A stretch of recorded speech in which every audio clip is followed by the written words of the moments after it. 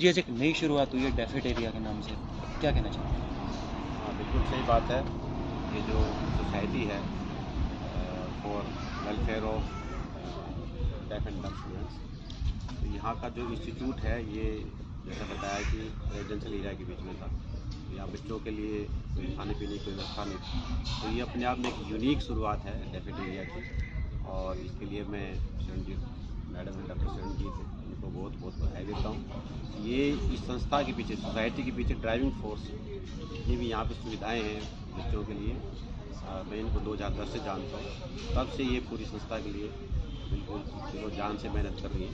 ये जो आज का डेफेटेरिया है, डॉक्टर शरणजीत और प्रोफेसर राजवीर जो MDU के VC हैं, उनके मार्गदर्शन में ये हुआ है। मैं डॉक्टर साहब को भी बहुत बहुत बधाई देता हूँ और मैं उम्मीद करता हूँ कि ये जो डेफेटेरिया है ये यहीं तक नहीं रुकेगा, ये एक चेन का रूप लेगा और हर शहर में और जहाँ जहाँ भी इंस्टीट्यूट्स है वहाँ पे डेफेटेरिया बनेगा। तो अपने आप में बहुत अच्छी शुरुआत है और मैं इस बात के लिए बहुत खुश हूँ। जी मैम, ये आइडिया आपका है, कैसे है ये आइडिया, क्या सोच के है? एक्चुअली मैं हमेशा से बिकॉज मेरी इस ऑर्गेनाइजेशन के साथ इन बच्चों के साथ बहुत क्लोज अफिनिटी रही है। मैं हमेशा से कुछ करना चाहती थी।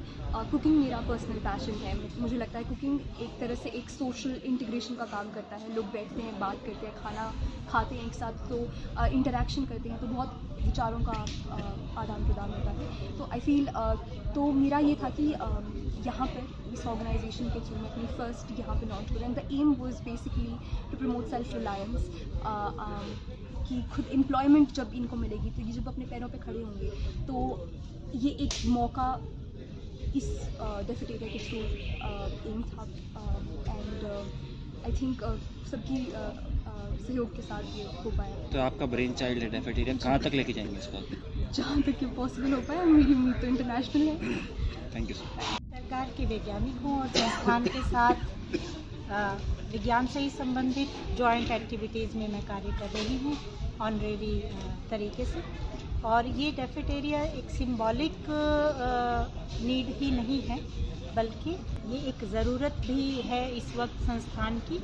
और ऐसी ही कई एक्टिविटीज़ में बहुत सारे टीम्स हैं, जैसे कि एक हमारी बड़ी टीम है CSIR इम्टेक से जो यहाँ आकर काम करती है।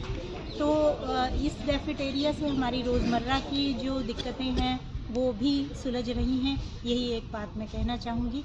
और मेरा ये संस्थान को भी, मैडम शरणजीत को भी, DC साहब सबका शुक्रिया कि उन्होंने इस बारे में सोचा और इस तरह के इस आइडिया का और भी ज़्यादा जो है प्रचार प्रसार हो, ऐसी हमारी अपेक्षा है। तो मैं सिर्फ इतना ही कहना चाहूँगी, जैसे वाइस चांसलर साहब ने और डी साहब ने जो कहा है, मैं उसमें एक ही लाइन जोड़ना चाहूँगी कि जो आज तक डेफ कम्युनिटी में इनको बैक हमें फ्रंट लाइन पे मैंने को देखने को नहीं मिला, तो मुझे ये बड़ा एक मेरे मन में ये था कि इंक्लूजन तभी होगा जब हम इनको फ्रंट में लेके आएंगे। ये एक ऐसा इनिशिएटिव है कि जब इन्हीं के द्वारा मैनेज करेंगे, यही मैनेजर होंगे, यही कुक होंगे, और अपने आप जब लोग इनके साथ बातचीत करेंगे और जो माननीय प्रधानमंत्री जी का जो इनिशिएटिव जो हम ले रहे हैं और उनका जो सपना है कि ये साइन लैंग्वेज आम आदमी की लैंग्वेज होनी चाहिए, उसका मकसद ही यही है। क्यों लैंग्वेज सिखाना चाह रहे हैं कि ये सोशल इंटीग्रेशन हो, ये अलग से ना रहे। तो मुझे लगता है कि ये जो इनिशिएटिव लिया गया कि उसी का ही एक उस सपने को पूरा करने का है, जो डेफ कम्युनिटी को साइन लैंग्वेज ना होने की वजह से जो वंचित थे। तो बाकी तो उनमें कोई कमी नहीं है। मुझे लगता है कि हमारे ये एक जो आज जो सपना देखा है ये बहुत ऊंचाइयों तक जाएगा। आप सारे इसके गवाह होंगे और आपके सभी के सहयोग से ही ये हो सकेगा कि आप ये बात आम आदमी तक लेके जाएं। मेरी आपसे ये दरख्वास्त है। आज डेफेटेरिया की ओपनिंग हुई और आज ही पहली फ्रेंचाइजी की पहली बुकिंग भी हुई है रोहतक के लिए, क्या कहना चाहिए? कमाल ही है। तो मैंने तो जैसे DC साहब को कह रही हूँ कि जितने भी हमारी VIP मूवमेंट्स हैं उनका ये हैपनिंग प्लेस होना चाहिए, चाहे वहाँ ना पिला के माननीय DC साहब से कहूँगी उनको इधर ही ले आया करें। इससे अपने आप इंक्लूजन होगा। जब कोई बड़ा आदमी, जहाँ कोई पर्सनैलिटी, जहाँ कोई VIP मूवमेंट होती है तो वो इंक्लूजन हो ही जाता है। मुझे लगता है कि ये हैपनिंग प्लेस होगा, लोग भी देखेंगे कि ये क्या है। मैं उम्मीद रखती हूँ कि जो सपना लिया है वो वाकई साकार होगा, आप सब लोगों के सिद्ध होगा। Thank you. बहुत सपोर्ट की है इस कैफेटेरिया को बनाने में, पूरी टीम यहाँ पर मौजूद है इस टाइम में, क्या कहना चाहेंगे? मैं ये कहूँगा कि इसमें जो आइडिया था वो पद्माजय ने ये आइडिया दिया, ये दिल्ली यूनिवर्सिटी के स्टूडेंट हैं, और उसके बाद सोसाइटी ने इस आइडिया को जो है एक किस्म से मैं ये कहूँगा कि उसको एक मूर्त रूप दिया, यानी उसको रियलाइज़ किया।